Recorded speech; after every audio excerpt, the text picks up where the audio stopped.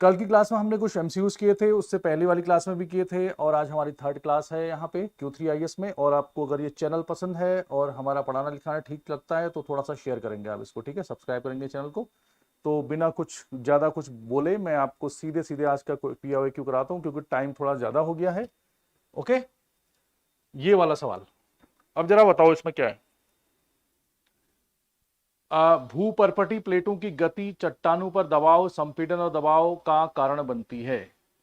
ये वाला movements of the crustal plates cause compression and tension on rocks।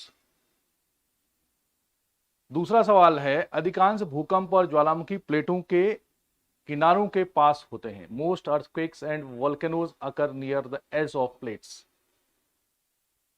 तो बताओ फिर इसमें से कौन सा सवाल आपका सही है, कौन सा गलत है, फटाफट मुझे कमेंट करके बताएंगे आप। थोड़ा सा कमेंट करके बताओ कि कौन सा इसमें सही है, कौन सा गलत है। बताओ बताओ बताओ, क्या आंसर है आपका। इजी सवाल है, ज्यादा टफ नहीं है। सी आंसर है। बहुत सारे लोगों ने इसका सी आंसर दिया है। गुड। देखो सिंपल बात है, जो प्लेट्स होती है, पहला सवाल ये है कि प्लेट्स होती क्या है भाई, ये भी हमें जानना पड़ेगा कि प्लेट्स क्या होती हैं। तो कलर थोड़ा चेंज किया जाए इसका। तो सबसे पहली बात है कि प्लेट्स क्या होती हैं। तो प्लेट्स का मतलब क्या है। अब जब भी प्लेट्स मूवमेंट करेंगी, जैसे प्लेटें मूव करती ना, एक तो आपस में कंप्रेशन करती हैं, संपीड़न, वो पास आती है, अभिसरण करती हैं, प्लेटें दूर जाती हैं और एक दूसरे के अगल बगल खिसकती हैं। तो इसको हम बोलते हैं कन्वर्जेंस ऑफ प्लेट्स, प्लेटों में अभिसरण हो गया। दूसरा होता है डाइवर्जेंस ऑफ प्लेट, प्लेटें एक दूसरे दूर चले गई। और तीसरा होता है एक दूसरे के अगल बगल खिसकती है, उसको ट्रांसफॉर्म यानी रूपांतर प्लेट किनारा कहते हैं। तो इस टाइप के तीन टाइप के मूवमेंट होते हैं। तो ये तीन टाइप के मूवमेंट होने की वजह से क्या रॉक्स में प्रेशर बनेगा, उनमें कंप्रेशन संपीड़न होगा, बिल्कुल होगा। इनसे नहीं होगा तो किस चीज से होगा। तो पहला आंसर इसका बिल्कुल सही है, आपने सही आंसर लगाया। दूसरा, अधिकांश भूकंप और ज्वालामुखी प्लेटों के किनारों के पास होते हैं, बिल्कुल सही बात है। जैसे हम कहते हैं रिंग ऑफ फायर, या पैसिफिक ओशन के चारों ओर, प्रशांत महासागर के चारों ओर सबसे ज्यादा भूकंप और ज्वालामुखी क्रियाएं होती हैं, जहां पे प्लेटें आपस में मिलती हैं। और ठीक है ना। तो इस टाइप के सवाल आपके एग्जाम में आ सकते हैं। तो दोनों ही आंसर इसके क्या होंगे, सही होंगे। अगर मैं एक सवाल आपसे पूछूं कि प्लेट्स क्या होती हैं, तो आप मुझे 10 वर्ड्स में क्या कमेंट करके बता सकते हो कि प्लेट्स क्या होती हैं। जल्दी बताओ। 10 वर्ड्स अगर आप कमेंट करके बताओ तो मैं आपको मानूं फिर कि बात सही है कि नहीं है। Only 10 words. प्लेट्स क्या होती हैं, प्लेट्स किसको कहा जाएगा।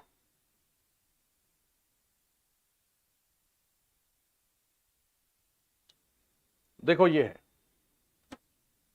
ये इंटरनल स्ट्रक्चर ऑफ अर्थ है, जैसे मैंने कल बताया था। मैं बता देता हूं आपको।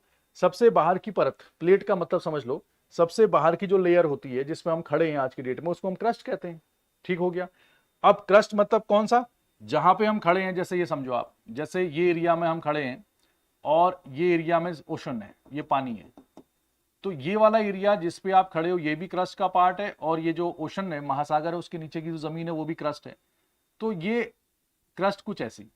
तो ये सबसे ऊपर की लेयर को हम क्रस्ट कहते हैं। और इसके नीचे का हिस्सा मेंटल होता है, जो लाल वाला है। उसके नीचे का आउटर कोर होता है, इसके नीचे का इनर कोर होता है। सबसे अंदरूनी हिस्सा इनर कोर, आंतरिक कोर, मैंने कल बताया था आपको, ये सॉलिड है। ये वाला लिक्विड फॉर्म है, कल बताया था, क्योंकि यहाँ पर तापमान ज्यादा है और यहाँ पर प्रेशर ज्यादा है। ये वाला हिस्सा मेंटल कहलाता है, और जहां पर हम खड़े हैं या हमारा पानी है वो क्रस्ट है।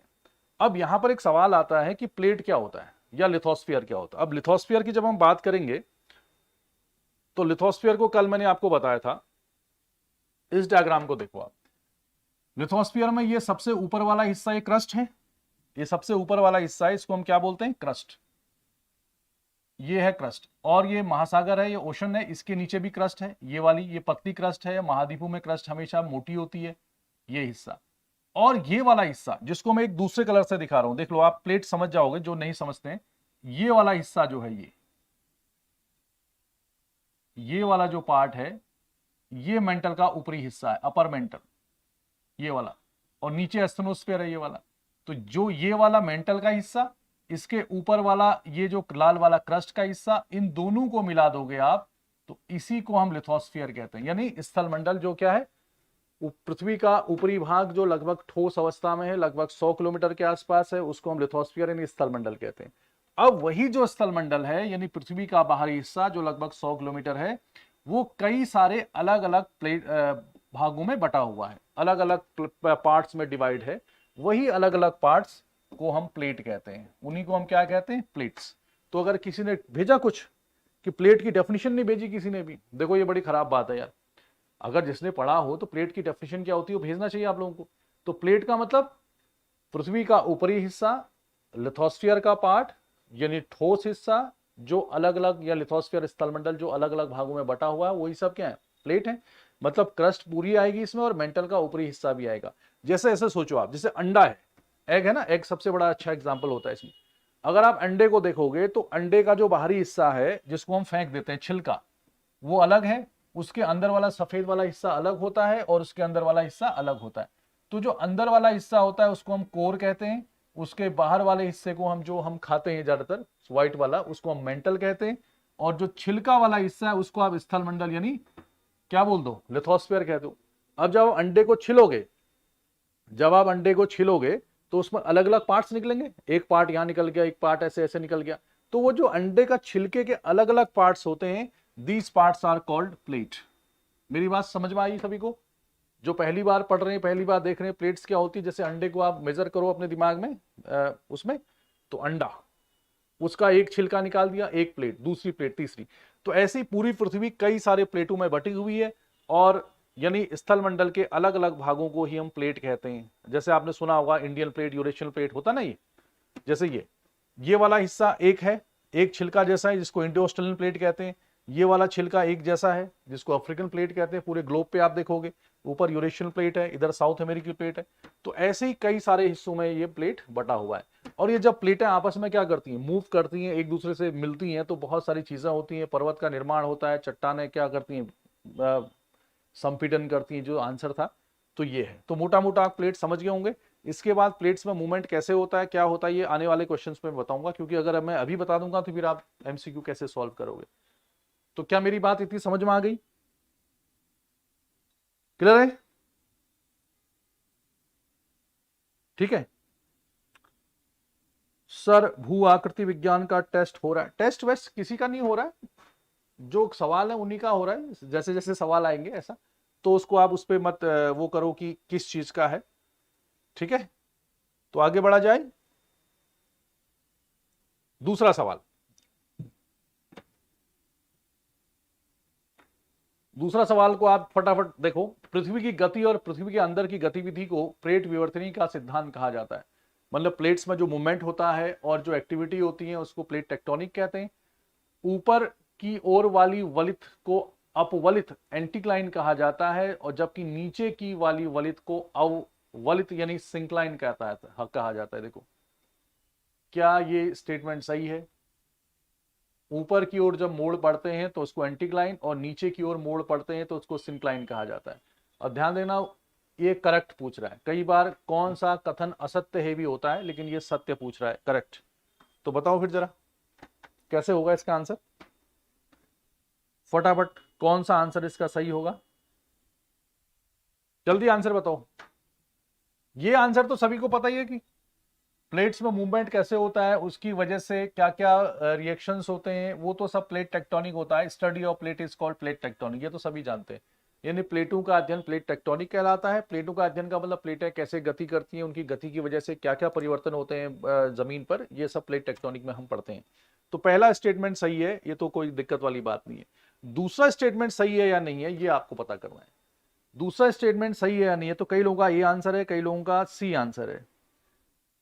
ए और सी, देखो ये भी इजी है। मतलब क्या होता है, जैसे ऐसे समझो, जैसे कोई प्लेट है, ठीक है। अब मान लो ये कोई जमीन है और ये भी कोई जमीन है, अब ये आपस में टकरा गए, अभिसरण जिसको कहते हैं, कन्वर्जेंस, एक ये वाला मूवमेंट होता है। एक होता है, एक प्लेट ये है, एक प्लेट ये। प्लेट का मतलब ऊपर का भूखंड जो सॉलिड हो, लिथोस्फीयर का पार्ट, ये एक दूसरे से दूर जा रहे हैं, इसको हम डाइवर्जेंस कहते हैं, अपसरण कहते हैं। एक होता है कि एक ये है, एक ये है, रिजिड मास, सॉलिड मास प्लेट, इसमें ऐसे ऐसे मूवमेंट हो रहा है, इसको ट्रांसफॉर्म यानी रूपांतर कहते हैं। Convergence, divergence, transform, there are 3 type of movements. अब इसकी वजह से क्या होगा, जैसे आपने पढ़ा ना अभी थोड़ी देर पहले कि चट्टानों में क्या होता है, कंप्रेशन होता है, संपीड़न होता है। तो सीधी सी बात है, जब संपीड़न होगा, जैसे कोई चीज है, जैसे आपकी बेडशीट है मान लो, अब या कोई रॉक है, कोई सरफेस है, इसको अगर आप यहां से इसको प्रेशर करेंगे तो क्या हिस्सा ऐसा नहीं जाएगा, ये ऐसा हो जाएगा ना, फोल्ड पड़ जाते हैं उसको। तो इस अगर सरफेस ऐसा था और ऐसा ऐसा हो जाए, जैसे बेडशीट या चादर में हो जाता है, तो इसी को हम कहते हैं फोल्ड। क्या पड़ गए, फोल्ड। फोल्ड का हिंदी होता है वलन, वलन का दूसरा हिंदी होता है मोड़। जैसे ये लिखा है ना कहीं पर, वलित, वलन, इंग्लिश में अच्छा लिखा होता, देखो फोल्ड पड़ जाना। अब जैसे हम कहते हैं हिमालय एक फोल्डेड माउंटेन है, हिमालय एक वलित या मोड़दार पर्वत है, ऐसा बोलते हैं। अब उसमें क्या हुआ कि एक इंडियन प्लेट थी, एक यूरेशियन प्लेट थी, आपस में क्या हो गई, वो टकरा गई। आपस में टकराने की वजह से, मतलब जब कोई चीज, ये मान लो इंडिया की प्लेट है, ये यूरेशिया की प्लेट है, जब दोनों टकराएंगे तो जो बीच का हिस्सा है, जो सेडिमेंट्स है, वो टकरा के ऐसे ऐसे नहीं हो जाएंगे। जब आप माउंटेन्स को देखते हो तो ऐसे ऐसे होते हैं, रॉक्स को भी आप देखते हो, रॉक के स्ट्रक्चर को देखते हो तो कई बार ऐसे ऐसी चीजें आती हैं। तो वो कह रहा है कि जो फोल्ड्स बनते हैं, इसमें जो ऊपर वाले हिस्से होते हैं, ऊपर उठे हुए हिस्से होते हैं, उनको क्या कहते हैं, एंटीक्लाइन कहते हैं। और जो नीचे वाले हिस्से होते हैं ऐसे वाले को, उनको सिंक्लाइन कहते हैं। क्या ये स्टेटमेंट सही है, ये कह रहा है वो, सही है। पहले क्वेश्चन समझो क्या कह रहा है। ऊपर वाले हिस्से को एंटीक्लाइन कहते हैं, नीचे वाले को सिंक्लाइन कहते हैं। ये नहीं आएगा, है ना, अपवलित अववलित, ये कम समझ में आता है, अप अव जो भी है, तो एंटीक्लाइन। तो ये आंसर बिल्कुल सही है, दूसरा भी आंसर आपके पास बिल्कुल सही है। तो 2 का सी होगा, बोथ 1 and 2 आर करेक्ट। बात मेरी समझ में आई। याद करने का तरीका, जब कोई चट्टान ऐसे ऊपर को उठेगी तो क्या बन रहा है, ए बनना ना, तो एंटीक्लाइन होगा। बस ऐसे याद कर लो, ऐसे बनेगा तो एंटीक्लाइन, ऊपर उठे हुए इससे एंटीक्लाइन, और नीचे वाला हिस्सा तो उसका उल्टा सिंक्लाइन हो जाएगा, एस ऐसे। क्या मेरी बात समझ में आई, कमेंट करके बताओ। ये सभी को क्लियर हो गया, क्या सभी को ये बात क्लियर हुई, एंटीक्लाइन क्या होता है, सिंक्लाइन क्या होता है। ये भी एक अच्छा सवाल है, ठीक है, ये भी एक सवाल अच्छा है। इसके उस पे मत जाना आप, ऑप्शंस पे मत जाना, ऑप्शंस में थोड़ा सा प्रॉब्लम है इसमें। आप अपने हिसाब से आंसर दो, अगर आपको ये आता है कि कौन कौन सा सही है, इसके हिसाब से आप आंसर नहीं भी दे सकते तो आप मुझे लिख सकते हो कि कौन सा मैच कर रहा है। अगर आपको लगता है कि 1 मैच कर रहा है तो आप ऐसे लिख दो 1, और 2 भी मैच कर रहा है तो 2, 3 मैच कर रहा है तो 1 2 3 ऐसे लिख दो, या 1 ही मैच कर रहा है तो 1 लिख दो, उस हिसाब से इसका आंसर देना आप। तो पहला सवाल है कि ये ओरिजेनिक पीरियड, ओरोजेनिक, ओरोजेनिक मतलब होता है पर्वत से रिलेटेड, ओरोग्राफी, ओरोग्राफिक रेन, ओरोजेनी, पर्वत निर्माण से संबंधित, पर्वतनी अवधि, यानी पर्वत, बहुत पुराने पर्वत भी हैं हिंदुस्तान में या पूरे वर्ल्ड में, अब नए नए पर्वत भी हैं। जैसे कुछ पर्वत ऐसे हैं जिनको 60, 70, 80 करोड़ साल या उससे भी पुराने हैं, तो उनको बोलते हैं प्री कैम्ब्रियन पीरियड, नाम सुना होगा आपने, कैम्ब्रियन पूर्व के पीरियड। उसके बाद कुछ पर्वत ऐसे हैं जिनकी उत्पत्ति कोई फिक्स डेट नहीं है, 57 करोड़ टू 60 करोड़ साल के बाद हुई है। यानी जैसे पृथ्वी जो है 4.6 बिलियन ईयर, 4.60 करोड़ साल पहले, अरब साल पहले सॉरी, पैदा हुई। जब लगभग 460 करोड़ साल पहले पृथ्वी पैदा हुई थी। अब तब से क्या है कि बहुत सारी घटनाएं होती रहती, कुछ तो ऐसे पर्वत भी होंगे जो पुराने होंगे जिनका बिल्कुल नमो निशान मिट गया आज की डेट में, कुछ रेलिक्ट अवशिष्ट हो गए, जैसे अरावली जैसे बहुत बड़े पर्वत थे घिस गए। तो ऐसे ये पर्वत निर्माण की अवधियां हैं, यानी कौन सा पर्वत का निर्माण किस पीरियड में हुआ, यानी ओरोग्राफिक पीरियड क्या है, या ओरिजेनिक पीरियड कौन सा है, कब कब कौन सा पर्वत का निर्माण हुआ, ये है। तो एक मैंने क्या बताया, जो कैम्ब्रियन से पहले के पीरियड है, कैम्ब्रियन का मतलब होता है लगभग, कोई फिक्स ऐसा नहीं है, 57 करोड़ टू 60 करोड़, 57 से 60 करोड़ साल के से पहले की एज को हम प्री कैम्ब्रियन कहते हैं, उसको किसी और बैच में पढ़ाऊंगा। तो एक तो होता है प्री कैम्ब्रियन, इसमें तो है नहीं वो। अब उसके बाद, यानी उससे बाद कुछ पर्वत 42 करोड़ साल पहले पैदा हुए, कुछ 24 टू 30 करोड़ साल पहले पैदा हुए, कुछ आज से लगभग 2, 3, 4, 5, 6 करोड़ साल पहले पैदा हुए। तो अलग अलग टाइम को अलग अलग नाम से जाना जाता है, किससे रिलेटेड, पर्वतों के ओरिजिन से रिलेटेड। तो एक पर्वत का निर्माण हुआ, कैलिडोनियन माउंटेन्स कहते हैं इसको, दूसरा है हरकेनियन, तीसरा है अल्पाइंस। तो ये कह रहा है कि जैसे स्कैंडिनेविया, स्कैंडिनेविया कहां पर है, जैसे अपना नॉर्वे है, स्कॉटलैंड, स्वीडन है, उसके आसपास के पर्वत, स्कैंडिनेवियन माउंटेन्स कहते हैं उसको, स्कॉटलैंड के पर्वत जो इंग्लैंड वाले हैं, या फिर हर्सिनियन में अमेरिका का अपलेशियन माउंटेन या अल्पाइन माउंटेन पीरियड है, जर्मनी का हॉर्स पर्वत है, क्या ये आपस में मैच कर रहे हैं कि नहीं कर रहे हैं? मतलब ये इससे मैच कर रहा है, इससे मैच कर रहा है या नहीं कर रहा है मैच, ये आपको आंसर देना है। तो थोड़ा सा मैंने कंसेप्ट आपको समझा दिया, अलग सा सवाल था ये, कम सुनने में आता है, और आजकल ऐसे सवाल फिलहाल तो थोड़े कम पूछे गए हैं, लेकिन करण अर्जुन आएंगे तो ये सवाल पूछे जा सकते हैं। आया किसी का आंसर? चलो खैर, नहीं भी आ रहा तो कोई बात नहीं। देखो मैं थोड़ा सा टाइम क्यों देता हूं आपको ना कराने को, मैं इसको बहुत तेजी से करा सकता, ऐसा ऐसा है, थोड़ा सा आप अपना दिमाग यूज करो इस पे कि यार ये चीज क्या है। जब आप इस पे दिमाग यूज करोगे, मान लो आपको इसमें कुछ भी समझ में नहीं आ रहा, आपका दिमाग घूम ही नहीं रहा है, 0% घूम रहा है आपका दिमाग, तो इसमें गलत नहीं है, मैं बताऊंगा तो आ ही जाएगा ना, तो ऐसा कुछ नहीं है। लेकिन जब आप इसको बहुत लाइटली लोगे, अच्छा अच्छा ऐसा हो रहा है ऐसा हो रहा है, तो आप बाद में भूल जाओगे इसको, ठीक है।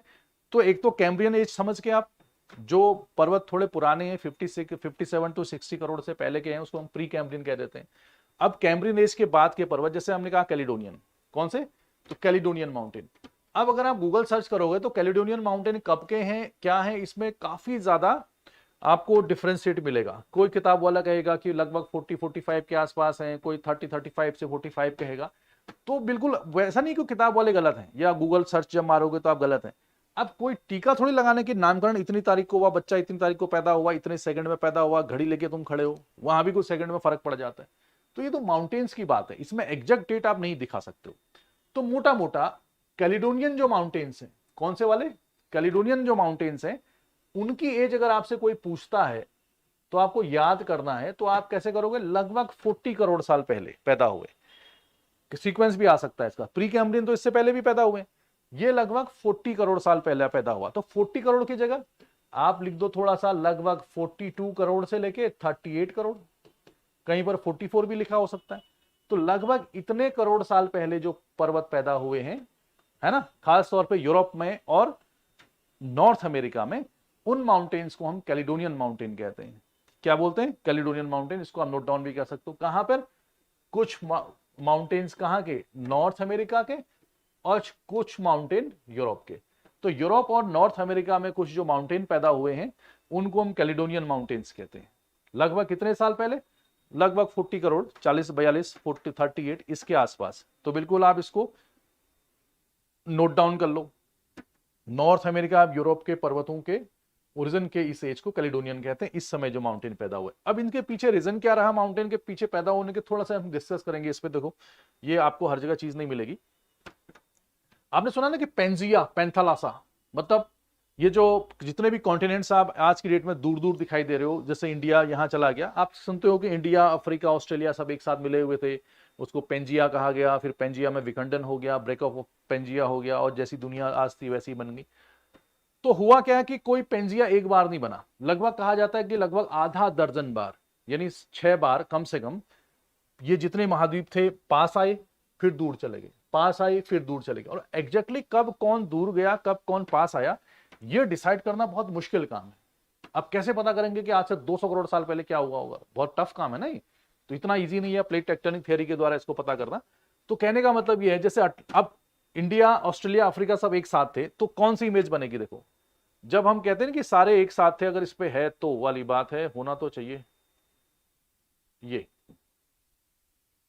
पेंजिया की फोटो दिखा रहा हूं मैं आपको, वेगनर का सिद्धांत आप पढ़ते हो, कॉन्टिनेंटल ड्रिफ्ट वाला। ये अफ्रीका है, ये अंटार्कटिका है, ये साउथ अमेरिका है, ये सारे कॉन्टिनेंट्स आपस में क्या है, मिले हुए हैं सारे। इनमें आपस में क्या हुआ, मूवमेंट हो गया उसके अनुसार उस जमाने में। तो इंडिया जो यहां दिख रहा है फिर यहां चला गया। तो पहले दुनिया कुछ ऐसी थी, ऐसा माना जाता है। आज की दुनिया जैसी है आप समझ रहे हो, ये आज से लगभग 20-22 करोड़ साल पहले ऐसा, फिर ऐसा, फिर ऐसा, फिर ऐसा हो गया। ये तो सभी लोग जानते ही हैं।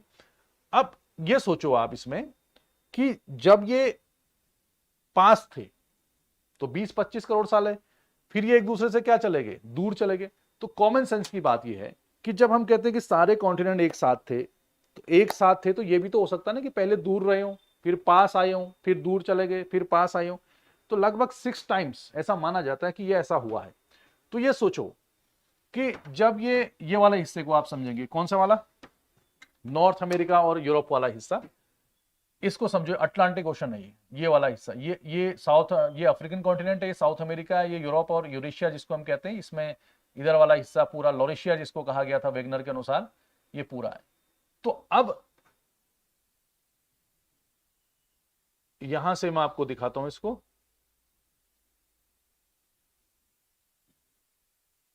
ये सोचो ये वाला हिस्सा, तो अगर ये हिस्सा आपस में क्या हो जाए, मिल जाए, अभी तो क्या है दूर है, अगर ये हिस्सा आपस में मिल जाए तो टक्कर होगी कि नहीं होगी?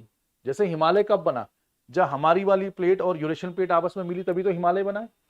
अगर ये हिस्से भी, ये वाला हिस्सा नॉर्थ अमेरिका जो मैंने लिखाया था अभी आपको, यूरोप का हिस्सा आपस में क्या हो जाए, मिल जाए, दूर चला जाए फिर मिल जाए, क्या माउंटेन्स का निर्माण हो सकता है? प्लेटें आपस में टकराएंगी तो क्या होगा, माउंटेन का निर्माण हो सकता है, बिल्कुल। तो ऐसे में कुछ खास माउंटेन्स का निर्माण हुआ, ओरिजिन हुआ लगभग 40 करोड़ साल के आसपास, थोड़ा ऊपर थोड़ा नीचे। तो इससे क्या हुआ कि इस इलाके में कुछ अपलेशियन माउंटेन, जैसे अपना कौन सा, इसको किसी किसी ने हर्षिनियन काल में भी दिया हुआ है, लेकिन ये मेनली आपका वहीं का है, किसका, कैलिडोनियन वाला। ये वाला स्कैंडिनेविया, ये है स्कैंडिनेविया के माउंटेन, स्कॉटलैंड के माउंटेन, ग्रीनलैंड के माउंटेन। तो इस एरिया में जो माउंटेन दिखाई देते हैं आपको, थोड़ा सा यहाँ, थोड़ा सा यहाँ, थोड़ा सा यहाँ टकराने के बाद फिर दूर चले गए, तो इन्हीं माउंटेन्स को हम कहते हैं कैलिडोनियन माउंटेन्स। इन्हीं को हम क्या बोलते हैं, कैलिडोनियन माउंटेन्स। क्या कंसेप्ट समझ में आया? अब सवाल सुनो, सवाल कभी भी ऐसा नहीं आएगा यूपीएससी में या प्री मेंस में कि कैलिडोनियन माउंटेन्स कैसे बने इसके बारे में आप समझाइए, ऐसा सवाल नहीं आएगा, पहली बात, ठीक है। पर्टिकुलर कैलिडोनियन कैसे बने सवाल नहीं आएगा। दूसरा ये सवाल आ सकता है कि प्लेट टेक्टोनिक जो थियरी है, प्लेट टेक्टोनिक थियरी कैसे माउंटेन्स की बिल्डिंग को सेटिस्फाई करती है या कैसे बनाती है। तो उसमें आप सिंपल लिख दोगे कि जब भी प्लेटें आपस में टकराएंगी, कन्वर्जेंस होगा, तो किसका निर्माण होगा, प्लेट माउंटेन्स का निर्माण होगा, ठीक है। तो इसमें सबसे पहले एग्जांपल, बहुत दूर जाने की जरूरत ही नहीं है, आप हिमालय का एग्जांपल दे दोगे इसमें कि भैया यूरेशियन प्लेट और इंडियन प्लेट टकराएगी, हिमालय बन गया। इधर आप एंडीज का एग्जांपल दे दोगे, कैलिडोनियन नहीं है ये तो आज भी नए पर्वत है, आप रॉकी का दे दोगे तो आप टकरा गए, ऐसे ऐसे एग्जाम्पल दे दो। अगर आपको फिर ज्यादा उसमें लिखना है तो जो मैंने अभी पढ़ाया कैलिडोनियन का एग्जाम्पल दे सकते हो, आपकी यहाँ पर मूवमेंट ऑफ प्लेट की वजह से कुछ साल पहले 35, 40, 45 ईयर एगो एक माउंटेन्स जब ये और ये आपस में टकराए होंगे, नॉर्थ अमेरिका और यूरेशियन वाला हिस्सा, तो अब इसमें अपलेशियन पर्वत बना, यहाँ पर ग्रीनलैंड के माउंटेन्स बने, यहाँ पर स्कैंडिनेवियन माउंटेन्स बने, which are called Caledonian mountains. बस आपका मेंस का सवाल भी बन गया। ध्यान रखना 250 वर्ड्स और 150 वर्ड से ऊपर सवाल नहीं पूछा जाता है यूपीएससी मेंस में। तो प्री प्लस मेंस आराम से बन जाएगा। हिमालय में आप कुछ वर्ड लिख दोगे, कुछ एंडीज में लिख दोगे, कुछ ऐसे लिख दोगे। प्लेट टेक्टोनिक थियरी जब आपको पढ़ाई जाती क्लास में तो वहां पर पूरा प्री प्लस मेंस होता है, तो आप बहुत इजीली ऐसे सवाल कर सकते हो। हाँ, मेंस के हिसाब से सवाल अच्छा है। क्या इतना कंसेप्ट समझ में आ गया सबके? कंसेप्ट ये क्लियर हो गया ना कैलिडोनियन वाला? हाँ, अब क्लियर है ना? गुड। तो ये पूरा कंसेप्ट आपका हो गया क्लियर। अब मैंने क्या बताया, ध्यान रखो, सवाल जब पूछा जाता है, आज जब भी आप क्लास में बैठते हो ना, एक चीज मैं थोड़ी सी बकवास करूंगा, हमें अकल कब आती है, कभी भी देखना आप, आपने जितने जिंदगी में काम किए होंगे, इसका ये मतलब नहीं कि मुझे अकल है, ऐसा नहीं है। मैं कभी कभी सोचता हूं कि मुझे अकल होती तो मैं जहां पर अभी हूं वहां पर नहीं होता। मतलब किसी खास उससे नहीं कह रहा हूं, लेकिन एक बात कह रहा हूं मैं जनरलाइज करने के लिए। आप अपनी लाइफ के थोड़ा पीछे जाओ, आप सोचो कि जब आप इंटर के एग्जाम दे रहे थे और जब आप इंटर के बाद कोई दूसरा एग्जाम दिया, आपने बीए बीएससी का एग्जाम, तब आप सोचते हो कि 2 साल पहले मैंने कौन सी गलतियां करी। अगर मतलब 2 साल पहले जो दिमाग था आपका और 2 साल बाद का दिमाग है, तो आप सोचो कि अगर उसी 2 साल बाद वाले दिमाग के साथ 2 साल पहले का एग्जाम आप देते या उतनी अकल आपको आ गई होती, तो आपका जो आउटपुट है थोड़ा ज्यादा आता। उम्र और अकल की भेंट नहीं होती, कहते हैं ना हमेशा, जो उम्र होती है हमारी, जो एज होती है और अकल होती है, उसमें आपस में मैच थोड़ा सा कम होता है, और जिसका हो जाता है वो फिर आगे निकल जाता है। तो यही चीज मैं आपसे कह रहा हूं। तो जब भी आप एमसीक्यूज करो या जो भी क्लास करते हो आप, नॉर्मल क्लासेस, बहुत छोटे लेवल पे उसको मत सोचा करो। प्री पास करना, एमसीक्यूज क्वालिफाई कर लेना या ठीक ठाक पढ़ाई कर लेना, ये हमारा मेन मकसद नहीं होना चाहिए। हमारा मेन मकसद होना चाहिए एग्जाम निकालना, और एग्जाम बिना मेंस के नहीं निकलता है। तो इसलिए जब आपका प्री का कंसेप्ट बहुत ही क्लियर होगा, चीजें साफ साफ होंगी, आप मेंस के कई सारे क्वेश्चंस को विथ कंसेप्ट बढ़िया साथ साथ में लिख सकते हो। इसलिए जब भी आप एमसीक्यूज पढ़ो, दूसरा पढ़ो, तो उसको कई बार दिमाग में खुले तौर पे सोचा करो कि ये सवाल अगर मेंस में आएगा तो कैसे आएगा, ये पता होना चाहिए आपको। मेरी बात समझ गए? और बहुत सारे स्टूडेंट बहुत सतही लेवल पे पढ़ते कि आज हमने 4 सवाल कर दिए, कहीं 5 सवाल कर दिए, हाँ यही में जिंदगी निकल जाती है। और यूपीएससी इतना ईजी है नहीं, ये मैं नहीं कह रहा हूं, ये आपका मई जून में जो रिजल्ट आता है प्री का वो खुद बता देता है। बात मेरी समझ में आई? तो सही से पढ़ोगे तो पास पक्का हो जाओगे, इतनी गारंटी है। ठीक? और टीचर किसी को पास नहीं करवा सकता, ये भी गारंटी है। पास आप खुद की मेहनत से होगे, हम लोग खाली आपको गाइड कर सकते हैं। ठीक है? तो इस हिसाब से ये बताओ। गुड। तो ये आंसर तो बिल्कुल सही हो गया। ये आंसर हर्षिनियन माउंटेन, कैलिडोनियन, ये भी क्या है? अपलेशियन भी क्या है? कैलिडोनियन माउंटेन ही है इसके हिसाब से। किसी किसी ने इसमें भी दिया, लेकिन ज्यादातर लोग इसको कैलिडोनियन में दे रहे हैं। तो इसका ये तो सही है, ठीक है। ये वाला गड़बड़ा गया। अल्पाइंस क्या होता है? देखो अल्पाइंस कौन से माउंटेन होते हैं? अल्पाइंस का मतलब क्या है यहां पे? देखो अल्पाइंस का क्या मतलब है? अल्पाइन माउंटेन जो पीरियड है वो सबसे बाद का पीरियड है। सबसे बाद का मतलब हिमालय वाला पीरियड, मतलब आज का जो सबसे रिसेंट पीरियड है। लगभग कहते हैं कि 1 2 3 4 5 6 7 करोड़ साल पहले का जो एज है, जिस एज में माउंटेन्स बिल्डिंग हुए हैं, वही माउंटेन बिल्डिंग की कौन सी है? Alpine mountains. तो अल्पाइंस में क्या करोगे आप? अल्पाइंस में जैसे ये हिमालय पर्वत है, तो ये क्या है? सबसे बाद का है। ये हिमालय हो गया, इधर एंडीज हो गया, इधर रॉकीज हो गया, ये वाले ये एल्स माउंटेन हो गया, नए नए वाले, ये सब नए नए अल्पाइंस वाले हैं, है ना।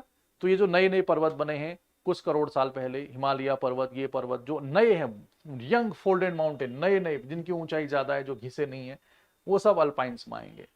ठीक? तो ये अल्पाइंस में आएंगे। और अल्पाइन माउंटेन्स, रॉकी है, एंडीज है, एटलस माउंटेन है अपना इसका, यहाँ का अफ्रीका का, हिमालय माउंटेन है, ये सब अल्पाइंस में है। और जो हरकेनियन माउंटेन है, हर्सिनियन जो माउंटेन है, हर्सिनियन माउंटेन्स की एज बहुत पुरानी नहीं है, उनकी भी कैलिडोनियन के बाद है। आप लिख सकते हो हर्सिनियन पीरियड, आप लिखेंगे हर्सिनियन पीरियड बिटवीन, इसका भी पूरा ऐसा कुछ नहीं है कि इसी बीच में हुआ, ऊपर नीचे किसी किसी बुक में मिल सकता है। 34 करोड़ टू 22 करोड़, 34 करोड़ से लेके 22 करोड़ के बीच का काल हर्सिनियन होता है। फटाफट आप नोट्स में लिख लीजिए इसको, ये बुक्स में थोड़ा सा आपको ढूंढना पड़ेगा नहीं तो।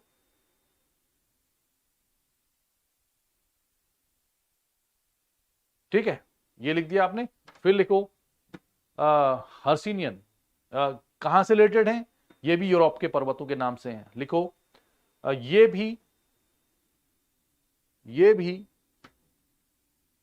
यूरोप के पर्वत निर्माण से संबंधित हैं। These are related to Europe mountain building, Europe के पर्वत निर्माण से संबंधित हैं, पर्वत निर्माण से संबंधित हैं। फॉर एग्जाम्पल, इसके एग्जाम्पल लिख दो आप, ये सवाल पूछा जा सकता है। For example Black Forest Vosges, ऐसे Vosges, Black Forest Vosges, Altai Ural mountain, Altai comma Ural mountain, Altai Ural mountain, Ural पर्वत ये वाला, इसको यूराल कहते हैं हम, इधर को यूरोप, इधर को एशिया, यूराल पर्वत, ये सब हर्सिनियन है। तो कैलिडोनियन पहले आएगा, फिर हर्सिनियन आएगा, उसके बाद अल्पाइन आएगा। सीक्वेंस भी आ सकता है, एक क्वेश्चन के साथ मैंने कई सारी चीजें बता दी आपको। और अल्पाइन में लिखो alpine mountain building, alpine mountain building. तो अल्पाइन माउंटेन बिल्डिंग कब की है? अल्पाइन माउंटेन बिल्डिंग में आप लिखेंगे सबसे बाद की, अल्पाइन माउंटेन बिल्डिंग सबसे बाद की होगी, रिसेंट सबसे बाद की है। For example Himalaya, Andes, Rockies, Atlas mountain, Himalaya, Andes, Rockies. ठीक है। और ये जो हॉर्स पर्वत है ना, ये भी हर्सिनियन वाला है। ये जो हॉर्स पर्वत आप देख रहे हो इसमें, ये भी हर्सिनियन है। तो इसमें केवल जो स्टेटमेंट सही है वो पहला वाला ये वाला सही है, ये नहीं, इसको तो छोड़ दो आप, सिर्फ ये ठीक है इसका। ठीक है, आगे बढ़े।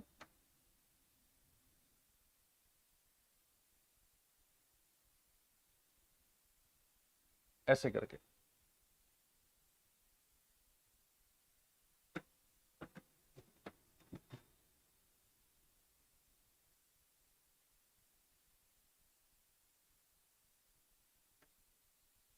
अब ये बताओ अगला सवाल, इतना समझ में आ गया ना सभी के, इतनी बात समझ में आ गई। तो अल्पाइन सबसे बाद का,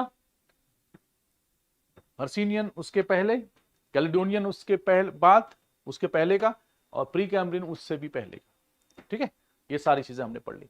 निम्नलिखित कथनों पर विचार करें। अगला सवाल, चौथा नंबर, कौन सी अल्पाइन पर्वतनी के दौरान बनाएगी, मतलब अल्पाइन, ये तो आप सभी बना ही दोगे। अब इसका आंसर जल्दी बताओ, अल्पाइन माउंटेन रेंज कौन सा है इसमें।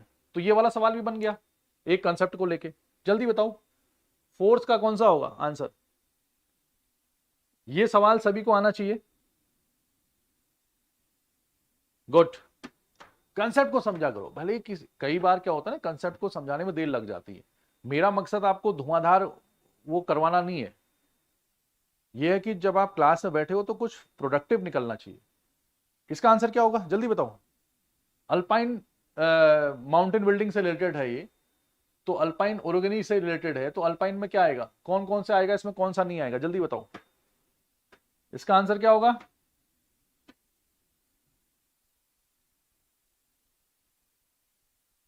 हे भगवान, अगर आप दिल्ली में हो, दिल्ली एनसीआर के आसपास हो, तो पोल्यूशन की वजह से कोई नशा वशा तो नहीं हो गया आप लोगों को। कैसे कैसे आंसर दे रहे हो आप। इसका डी आंसर दे रखा कई लोगों ने अभी कमेंट में, डी आंसर होगा क्या इसका। पोल्यूशन की वजह से भी नशा हो सकता है कई बार है। डी आंसर कैसे हो जाएगा इसका, ये मतलब उपरोक्त सभी। अपलेशन माउंटेन कहां का है, अभी थोड़ी देर पहले क्या पढ़ाया था मैंने, अपलेशन माउंटेन किस जगह का है। मैंने कहा था अपलेशन माउंटेन है, ग्रीनलैंड के माउंटेन है, स्कैंडिनेवियन टाइप ऑफ माउंटेन्स हैं, यूरोप के माउंटेन जो थे, और नॉर्थ अमेरिका में अपलेशन माउंटेन, वो कैलिडोनियन माउंटेन मैंने अभी अभी लिखाया था थोड़ी देर पहले आपको। तो इसमें ये कहां से आ जाएगा, ये अपलेशियन माउंटेन। तो आंसर क्या होगा इसका, 1 3 4, 1 3 4 मतलब। ऐसी गलती कैसे कर सकते हो भाई, और सबने गलतियां करी हैं। इसका मतलब ये है कि कई बार दूसरे स्टूडेंट ऐसा भी सोचते होंगे, जैसे कई बार ऐसा होता है क्या, जो स्टूडेंट किसी को लग जाता होगा ये सही आंसर दे रहा है, उसने मान लो सी लिख दिया तो बाकी भी उसी में भेड़ चाल सी लिख दे रहे हैं, ऐसा भी है क्या। ऐसी नकल मत बिल्कुल मत किया करो, खुद से सोच के बनाया करो। तो आंसर क्या होगा इसका,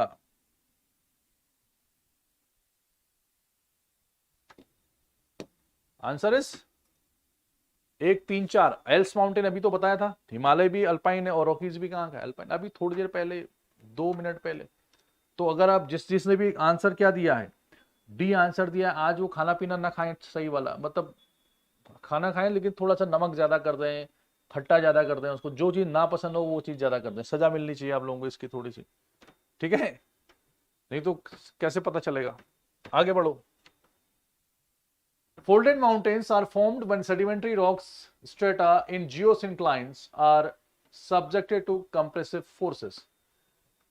भू अवतलित में अवसादी चट्टानें संपीड़न बलों के अधीन होते हैं। वलित पर्वत तब बनते हैं भू अवतलित अववलित में। अब ये खुद ही समझो आप, जो वलित पर्वत ऊपर की ओर उत्तल होती हैं उन्हें अववलित कहा जाता है। The folds that are upwardly convex are called synclines. यही लैंग्वेज आपकी यूपीएससी के प्री एग्जाम में आती है, यही लैंग्वेज होती है उसमें, यही लैंग्वेज उसमें होती है। अब आपको कितने लोगों को हिंदी में समझ में आ रहा है, ये किसी को आ रहा है हिंदी में समझ में। बिल्कुल ही अलग ही ट्रांसलेशन है गूगल का। क्या होगा इसका आंसर, आप इसका पूरा आंसर नहीं भी दे पाओगे, हालांकि इजी सवाल है, बहुत टफ नहीं है, लेकिन फिर भी कुछ तो मुझे आंसर चाहिए। कौन सा इसका आंसर सही होगा। आप ऐसे भी कह सकते हो पहला स्टेटमेंट सही है, दूसरा हमें समझ में नहीं आ रहा है, आप ऐसे भी दे सकते हो, जरूरी नहीं कि आप इसी के हिसाब से आंसर दो।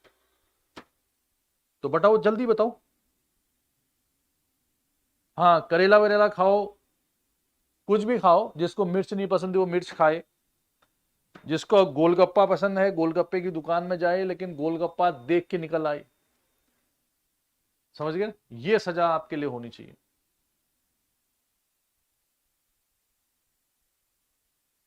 बताओ।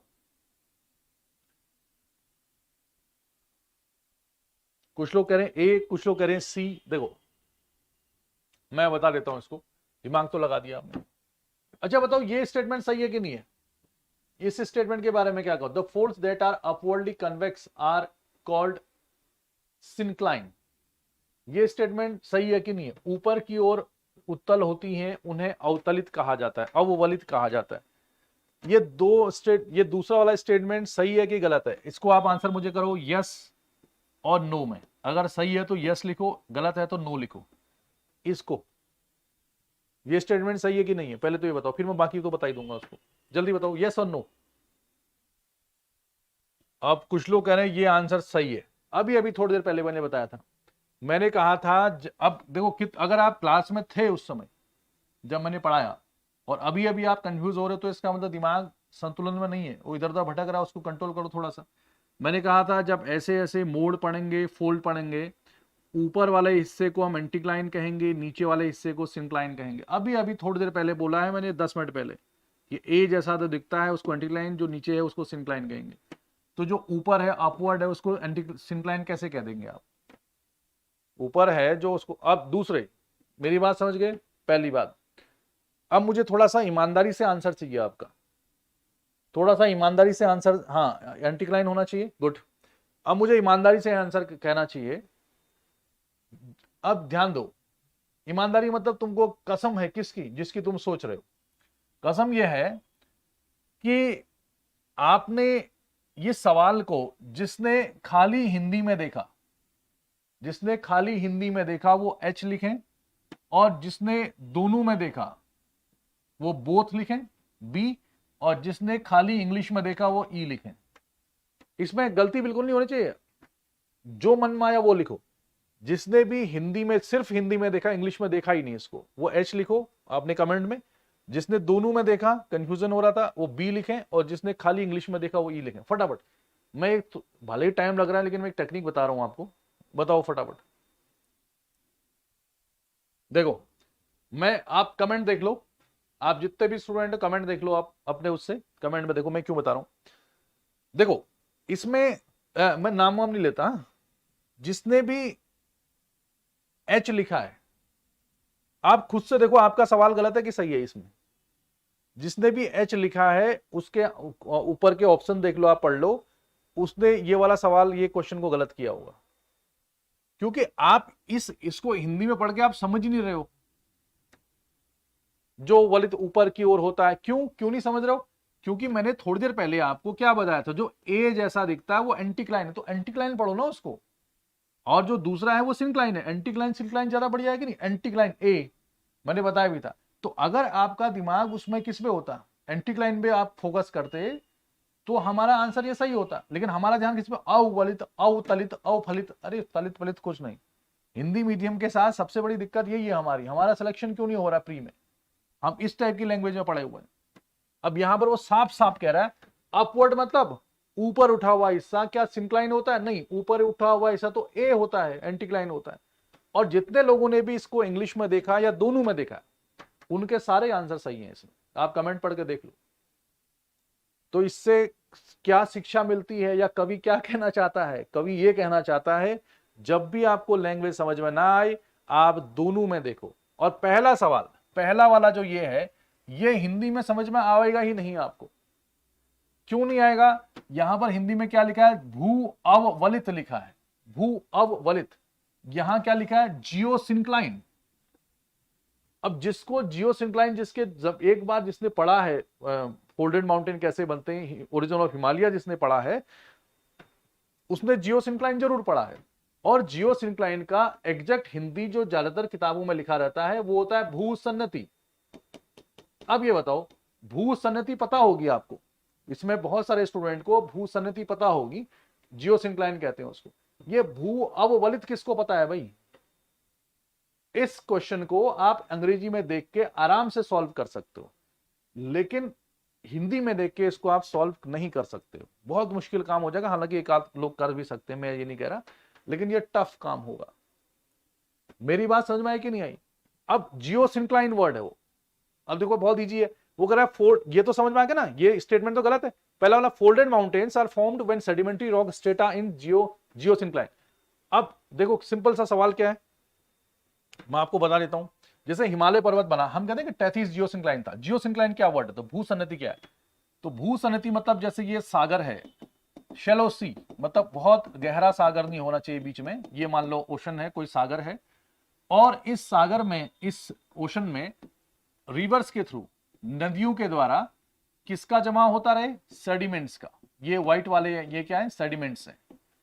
तो एक तो सेडिमेंटेशन होना चाहिए, सेडिमेंटेशन मतलब डिपोजिशन ऑफ, ये शॉर्ट में लिख रहा हूं, डिपोजिशन ऑफ सेडिमेंट्स, यानी अवसाद।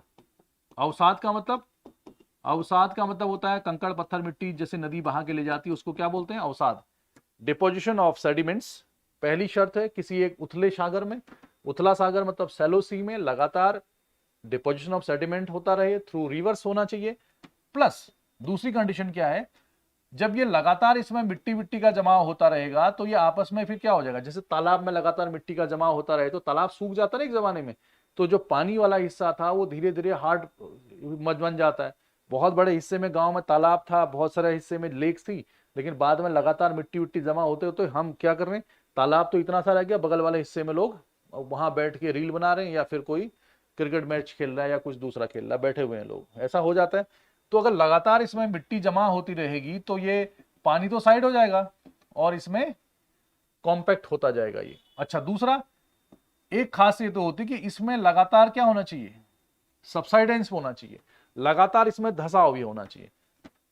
तो क्या क्या होना चाहिए? एक तो डिपोजिशन ऑफ सेडिमेंट्स, अवसादों का जमाव, दूसरा सबसाइडेंस ऑफ सेडिमेंट्स या अवसादों का धसाव होना चाहिए। तो ये दोनों चीजें एक साथ होनी चाहिए, और ये उथला सागर होना चाहिए, गहरा सागर नहीं होना चाहिए, विच इज कॉल्ड जियोसिंक्लाइन। इसी को हम कहते हैं भूसन्नति। कहा जाता है कि जितने भी वलित पर्वत हुए हैं, यानी हिमालय जैसे पर्वत पैदा हुए हैं, उनको पैदा होने में इन भूसन्नतियों का क्या है? योगदान होता है। इसको कहते हैं क्या कहते हैं इसको? क्रेडल्स ऑफ फोल्डेड माउंटेन्स, मतलब वलित पर्वतों का पालना। पालना मतलब जैसे बच्चे होते हैं ना, बच्चे किसमें पलते हैं? पालने में पलते हैं। वैसे ही जहां जहां इस टाइप की कंडीशंस हुई होंगी, सागर में मिट्टी लगातार जमा होते जा रही होते जा रही होते जा रही, और सागर का बहुत सारा हिस्सा धीरे धीरे एक ठोस उसमें जमा होता जा रहा है, बनता जा रहा है, और बाद में फिर एक यहां से टक्कर लगी, मूवमेंट ऑफ प्लेट्स, और एक टक्कर यहां से लगी, तो बताओ दोनों टक्कर लगेंगी तो बीच में जो मलबा है सफेद वाला, ये हिस्सा कहां उठेगा? ऊपर उठेगा? नहीं उठेगा। और ये इस टाइप के एंटीक्लाइन सिक्लाइन बन जाएंगे, ऐसे ऐसे वाले, और इन्हीं को हम कहेंगे फोल्ड्स। फोल्ड, और फोल्ड मतलब मोड़, इन्हीं को हम कहेंगे फोल्डेड माउंटेन या मोड़दार पर्वत। जैसे हिमालय, कौन सा पर्वत? हिमालय, एंडीज, ये सब आप सुनते हो ना कि एक वो था, आप सुनते हो कि जब इंडिया यहां था, इंडिया इस जगह पे रहा होगा, तो इसके बीच में एक टैथिस सागर था, वो धीरे धीरे किससे हो गया? पानी वानी मिट्टी विट्टी से भर गया। बाद में जब इंडियन प्लेट यहाँ को मूव करी, यूरेशियन प्लेट की टक्कर लगी, और उसी टैथिस सागर के बहुत सारे मलबे से और सेडिमेंट से वो जो ऊपर वलित हो गए, फोल्ड हो गए, उन्हीं से हिमालय पर्वत का निर्माण हुआ। तो क्या मेरी बात समझ में आई सभी को? अब आप मुझे कमेंट करके बताओ, क्या ये स्टेटमेंट सही है कि नहीं? तो ये स्टेटमेंट भी क्या है? सही है। तो आपका आंसर क्या होना चाहिए? Only one is correct. क्या एक कंसेप्ट समझ में आ गया? कंसेप्ट समझ में आ गया?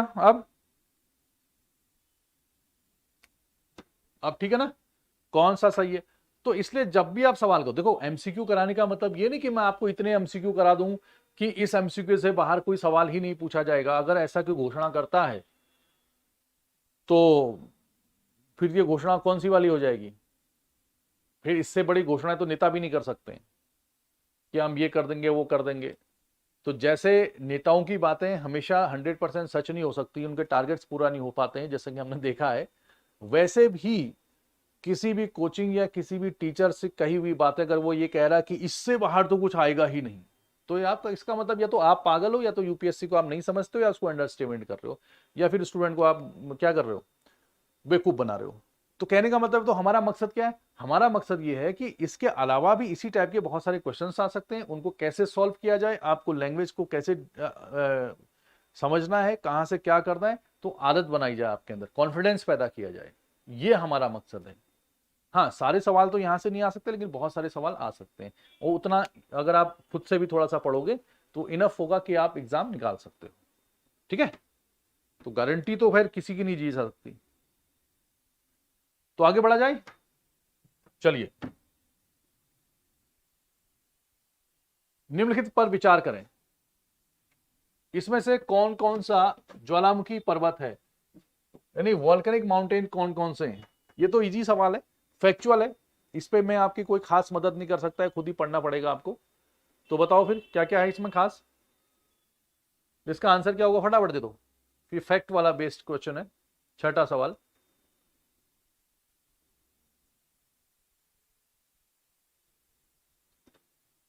इसका आंसर क्या आएगा?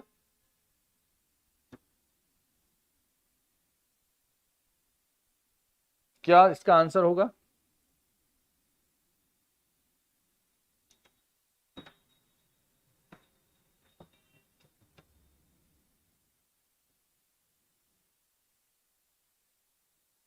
सभी हैं तो आंसर क्या होगा इसका? All above. ये सारे के सारे आंसर क्या है? ज्वालामुखी है। माउंट कोटोपेक्सी कहाँ है? इक्वेडोर पे है। माउंट मेयोन कहाँ है? माउंट मेरापी कहाँ है? Mount Mayon, mount Merapi, mount Fujiyama, Fujiyama कहाँ है? जापान में। अब मेरापी और मेयोन कहाँ पर है बताओ? एक इंडोनेशिया में है और एक फिलीपींस में। माउंट मेरापी जो है वो इंडोनेशिया में मिलेगा आपको, ये काफी फेमस था पिछले 2-3 साल पहले, और माउंट मेयान जो है वो फिलीपींस में मिलेगा। तो इसमें मैं आपकी कोई खास मदद नहीं कर पा रहा हूं, आप इसको खुद से समझ सकते हो। ठीक है, क्लियर? आगे बढ़ा जाए, तो सभी ठीक है इसमें। ज्वालामुखी पर्वतों से संबंधित निम्नलिखित कथनों पर विचार करें। तो ये बताओ अब आप,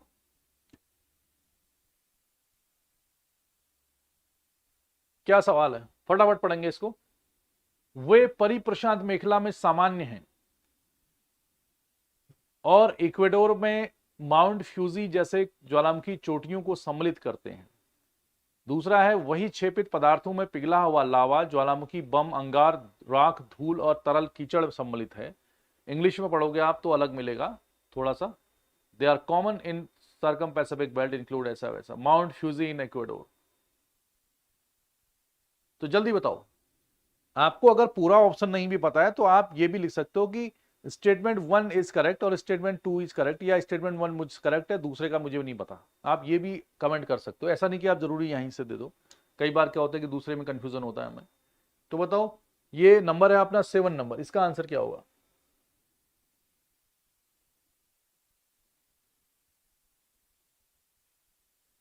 जल्दी।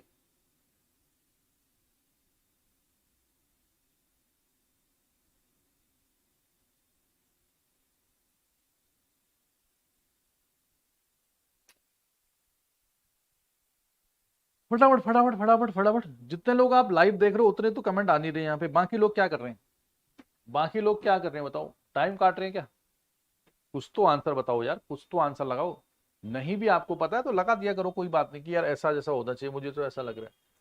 लेकिन दिल से लगाओ, दिल से लगाओगे, अगर गलत भी हो जाएगा तो बाद में फिर थोड़ा सा दिल को झटका लगेगा, और आंसर फिर आप लिख सकते हो सही तरीके से।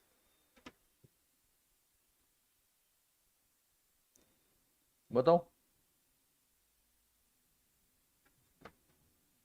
पहला बताओ, ये स्टेटमेंट सही है कि गलत है? नंबर 1 वाला स्टेटमेंट सही है गलत है? जल्दी, यस और नो। देखो हिंदी में जब पढ़ोगे ना, आप क्या लिखा, परि प्रशांत मेखला में सामान्य है। सामान्य है कौन सा वर्ड होता है?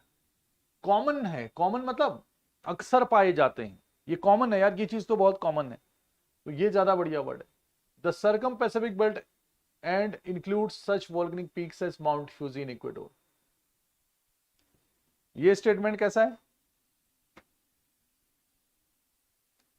अभी अभी मैंने, अगर मैं पीछे जाऊं, ये क्या लिखा है, माउंट फ्यूजियामा जापान। अभी अभी मैंने पढ़ाया कि माउंट फ्यूजियामा जापान, अभी अभी मैंने पढ़ाया Mount Cotopaxi Ecuador, Mount Cotopaxi Ecuador, Mount Fuji, Mount Fuji या फ्यूजियामा एक ही बात है। मैंने कहा था जापान में है और आप कह रहे हो कि अब ये इक्वेडोर में हो गया है। कैसे हो जाएगा ऐसा अनर्थ? माउंट फ्यूजी कहां है? जापान में है। फ्यूजियामा या फ्यूजी इक्वेडोर में नहीं है वो। ये स्टेटमेंट गलत है, नहीं होगा, ये बिल्कुल गलत बात है। थोड़ी देर पहले फ्यूजी या फ्यूजियामा एक ही चीज है। अच्छा, दूसरा, वही क्षेपित पदार्थ, मतलब क्या होता है? देखो सिंपल सी बात क्या है, जैसे ये जमीन है, ठीक है, और जमीन के अंदर बहुत सारी गैसेस हैं, बहुत सारे रॉक्स हैं, मोल्टन स्टेज में, टेम्परेचर ज्यादा है उसका, सेमी मोल्टन है, गलित अर्धगलित अवस्था में, गैसेस हैं। तो जब ये कोई भी चीज जमीन के अंदर से बाहर आती है, तो अंदर अगर मोल्टन सेमी मोल्टन अवस्था में है तो उसको मैग्मा कहते हैं। जब ये जमीन को फाड़ के बाहर आएगा तो गैसेस भी निकलेंगी, डस्ट भी निकलेंगे, यहां से डस्ट निकलती है, धूल निकलेगी, गैसेस निकलेंगी, और बड़े बड़े चट्टानी रॉक टुकड़े, रॉक्स के फ्रेगमेंटेड पार्ट्स, चट्टानी टुकड़े निकलेंगे जिसका टेम्परेचर बहुत ज्यादा भी हो सकता है, और कुछ पिघली अवस्था में मेल्टेड फॉर्म में मूव करने वाला लावा निकलेगा। तो उन सब को हम, जो भी चीज यहां से बाहर निकलती है उसको बोलते हैं एक्सट्रूसिव, मतलब बाहर निकल गया, एक्सट्रूसिव। कहीं लिखा है इसमें? नहीं लिखा ये वर्ड, ठीक है कोई बात नहीं, एक्सट्रूसिव। और जो अंदर है तो वो इंट्रूसिव होगा। तो जब बाहर निकलता है तो उसको क्या कहते हैं? लावा निकलेगा। देखो बाहर पिघला हुआ क्या है? लावा। बाहर आ गया तो लावा, अंदर है तो मैग्मा। जैसे मैंने बताया लावा मिल गया, ज्वालामुखी बम का मतलब कुछ नहीं है, जैसे बम मार दिया नहीं कहते, तो नीचे से पत्थर वत्थर ऊपर छटक के जाएंगे फिर नीचे करेंगे तो ज्वालामुखी बम कहते हैं। अंगार मतलब जिसकी क्या हो, टेम्परेचर ज्यादा हो, जिसका ऐश मतलब धूल राख ये सब निकलेंगे। तो ये स्टेटमेंट बिल्कुल क्या है, सही है। तो इसका आंसर क्या होगा? Only 2 is correct. ठीक है, आगे बढ़े। 8, इसमें भी थोड़ा सा वो है, टेक्टोनिक प्लेट्यूज, विवर्तनिक पठार के बारे में निम्नलिखित कथनों पर विचार कीजिए। ठीक है, for about the tectonic plateaus, इसमें थोड़ा सा क्वेश्चन का लोचा है, फिर भी कोई बात नहीं, मैं इसका आपको बता देता हूं हिसाब किताब क्या है करके। टेक्टोनिक प्लेट्यू में समझ गए? तो इसको मैं आपसे ऑप्शन की बात नहीं कर रहा, मैं वैसे ही समझा देता हूं उसको। टेक्टोनिक प्लेट्यूज का मतलब क्या होता है? टेक्टोनिक यानी विवर्तनिक गतिविधियों के द्वारा, टेक्टोनिक मतलब विवर्तनिक, तो विवर्तनिक गतिविधियों के द्वारा जो प्लेट्यू बनते हैं उनको टेक्टोनिक प्लेट्यू कहा जाता है। लेकिन सबसे बड़ा दिक्कत यह है ना, जो टीचर्स हैं, जो किताब लिखने वाले हैं, उन्होंने अपनी किताब की मोटाई बढ़ाने के लिए कहो या फिर रिसर्च के लिए कहो या कुछ अच्छी मंशा के लिए कहो, जो भी है, उनको अलग अलग हिस्सों में बांट दिया है। ठीक है, अलग अलग पार्ट्स में बांट दिया है। लेकिन कई बार वो बहुत सारे मिक्स होते हैं। जैसे मान लो, पहले टेक्टोनिक प्लेट्यू को समझो। टेक्टोनिक प्लेट्यू का मतलब जो टेक्टोनिक एक्टिविटीज के द्वारा बने हैं। टेक्टोनिक एक्टिविटी मतलब मूवमेंट ऑफ प्लेट्स, या उसमें कुछ इधर उधर चला गया, कंप्रेशन हो गया, चट्टानें आपस में मिल गई। तो जैसे भारत है, जब इंडिया की प्लेट यूरेशियन प्लेट की ओर जा रही थी तो यूरेशियन प्लेट और इंडियन प्लेट में टक्कर हुई तो हिमालय माउंटेन बना। तो एक प्लेट जब दूसरे प्लेट के नीचे गई तो कुछ हिस्सा ऊपर भी तो उठेगा, तो इससे हिमालय पर्वत भी बना। और तिब्बतन प्लेट्यू जिसको हम कहते हैं, तिब्बत का पठार भी तो ऊंचा उठा उससे, है ना, मीडियन मास का उसको कहा जाता है। तो कहने का मतलब मेरा यह है कि टेक्टोनिक गतिविधियों के द्वारा, या जैसे पर्वत का निर्माण होता है, मूवमेंट ऑफ प्लेट्स होता है, वैसे ही कुछ प्लेट पठारों का भी निर्माण होता है। उनको हम बोलते हैं विवर्तनिक प्लेट्यू या टेक्टोनिक प्लेट्यूज, जैसे तिब्बत का पठार, बोलिवियन प्लेट्यूज, ये सब। ठीक, अब दूसरा इसमें यह भी है कि अब उसकी स्थिति कहां है? स्थिति तो कहीं भी हो सकती है। यानी एक जो टेक्टोनिक प्लेट्यू है, अगर वो माउंटेन से के बीच में है, वो किसके बीच में? माउंटेन। जैसे एक प्लेट्यू, प्लेट्यू का मतलब, प्लेट्यू किसको कहोगे? जैसे ये है, ये क्या है? माउंटेन, जिसका एक शीर्ष हो, एक हेड हो, स्टीप स्लोप हो, ज्यादा ढाल हो, उसको माउंटेन कहते हैं। नॉर्मली अगर ये टेबुलर फॉर्म में ऐसा है तो इसको हम क्या बोलते हैं? प्लेट्यू, लगभग फ्लैट सरफेस, ये पठार है। तो अगर किसी प्लेट्यू के इस साइड भी माउंटेन है, इस साइड भी माउंटेन है, तो उसको क्या बोलेंगे? इंटर माउंटेन प्लेट्यू, अंतर पर्वतीय पठार कहते हैं उसको। अंतर पर्वतीय मतलब पर्वतों के बीच में। तो भाई कोई टेक्टोनिक प्लेट्यू जो है, जो विवर्तनिक गतिविधियों से बना है, वो दो पर्वतों के बीच में भी तो हो सकता है। जैसे तिब्बतन प्लेट्यू है, हिमालय के उधर है, चाइना वाले पर्वतों के इधर है। तो एकदम ये नहीं कहना कि ये वाला प्लेट्यू तो ये वाला है तो ये वाला हो ही नहीं सकता। मान लो कोई प्लेट्यू है, विवर्तनिक घटनाओं से बना है, टेक्टोनिक एक्टिविटीज से बना है, और बाद में उसमें वोल्केनिक इरप्शन हो गया, ज्वालामुखी फट गया और लावा फैल गया, तो क्या लावा प्लेट्यू नहीं कहोगे उसको? उसको ज्वालामुखी का पठार भी तो कहा जा सकता है। तो एक ही प्लेट्यू कई बार अलग अलग चीजों में हो सकता है। तो ये किताबों में लिखा हुआ है क्लासिफिकेशन, और बहुत जगह देखोगे आप एक ही प्लेट्यू को कई जगह अलग अलग उसमें ले लिया गया है। क्योंकि भाई कोई प्लेट्यू है, ज्वालामुखी तो कहीं भी फट सकता है, कहीं कम कहीं ज्यादा। बना था किसी और तरीके से, बाद में ज्वालामुखी फट गया, उसको आप ज्वालामुखी पठार भी कह सकते हो, वोल्केनिक प्लेट्यू भी कह सकते हो, अकॉर्डिंग टू देयर ओरिजिन उसको आप टेक्टोनिक भी कह सकते हो, और अकॉर्डिंग टू देयर लोकेशन उसकी स्थिति के अनुसार उसको आप इंटरमाउंटेन यानी पर्वतों के बीच वाला भी कह सकते हो। तो एक ही चीज है। तो कहना क्या चाह रहा है आप समझ गए? तिब्बती पठार और बोलीविया का पठार साउथ अमेरिका में एंडीज के पास अंतर पर्वतीय पठार के उदाहरण है, बिल्कुल सही बात है। ज्वालामुखी द्वारा निर्मित है, उत्तरी आइलैंड, यहां भी ज्वालामुखी फटते हैं, एंट्रीम, ये पहले भी वर्ड आया था। और भारत में दक्कन का पठार, जो इंडिया का जो दक्कन प्लेट्यू है, यहां पर भी आज से 6-7-8 करोड़ साल पहले क्रिटेशियस एज में वोल्केनिक इरप्शन हुआ था। तो ये भी क्या है? वोल्केनिक प्लेट्यू है, वैसे टेक्टोनिक भी है। और तीसरा विवर्तिंग पठार, दुनिया के कुछ सबसे ऊंचे पठार और सबसे व्यापक, ये वाली बात भी बिल्कुल सही है। तो इस पे मत जाओ आप, बिल्कुल सही है। तिब्बत का पठार क्या है? सबसे बड़ा भी है और सबसे लार्जेस्ट एंड हाईएस्ट प्लेट्यू है। तो मेरी बात आप समझ गए? सही। तो ठीक है ना। तो प्लेट्यू को आप मोटा मोटा समझ गए होंगे मैंने क्या कहा, एक बार कमेंट करके बताओ। तो प्लेट्यू में ऐसा मत कहना कि 2 × 2 4 होता है, 2 × 3 6 होता है। ये मैथ्स में चलता है, क्योंकि यहां पर ये बिल्कुल कंसेप्चुअल है, एकदम हार्ड एंड फास्ट रूल चलता है। यहां ऐसा नहीं होता। ये ज्योग्राफी पढ़ रहे हो, नेचर है। नेचर में चीजें, उसका ओरिजिन, उसकी लोकेशन, कई चीजें डिपेंड करती हैं। अब कई बार क्या होगा, प्लेट्यू था बहुत सारी रिवर्स आई उसको घिस के चलेगी, डिसेक्टेड कर दिया, उसको कटाव वाला कर दिया, तो उसको अलग टाइप का हम प्लेट्यू नाम दे देते हैं फिर। तो चीज पहले कुछ और थी। जैसे हिमालय है, अरावली है, अरावली वलित पर्वत है, जैसे हिमालय बना वैसे किसी जमाने में अरावली बना होगा। लेकिन अरावली इतना पुराना हो गया कि नदियों के द्वारा, हवा के द्वारा उस पर इतना ज्यादा उसको काट दिया गया कि अरावली जो पहले इतना ऊंचा था ऐसा, अब बिल्कुल ऐसा हो गया। कहीं पर दिखाई देता है, कहीं पर बिल्कुल ही घिस गया। तो आज की डेट में उसको रेलिक्ट माउंटेन भी कह सकते हैं, अवशिष्ट पर्वत भी कह सकते हैं, ठीक है। और कई बार अगर वोल्केनिक क्रिया हो जाए, ज्वालामुखी बन गया, तो वोल्केनिक माउंटेन, वोल्केनिक पीक के नाम से भी जाना जा सकता है, ठीक है। तो कोई हार्ड एंड फास्ट रूल नहीं होता है इसमें आंसर, ठीक। अच्छा, अब ये वाले में आ जाओ, 9th क्वेश्चन।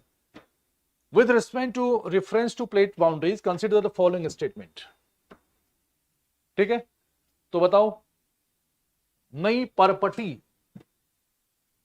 क्रस्ट बोलो इसको, परपटी चरपटी ये सब नहीं बोलना है ना। अच्छा, एक चीज और बताऊं मैं आपको, ध्यान रखना।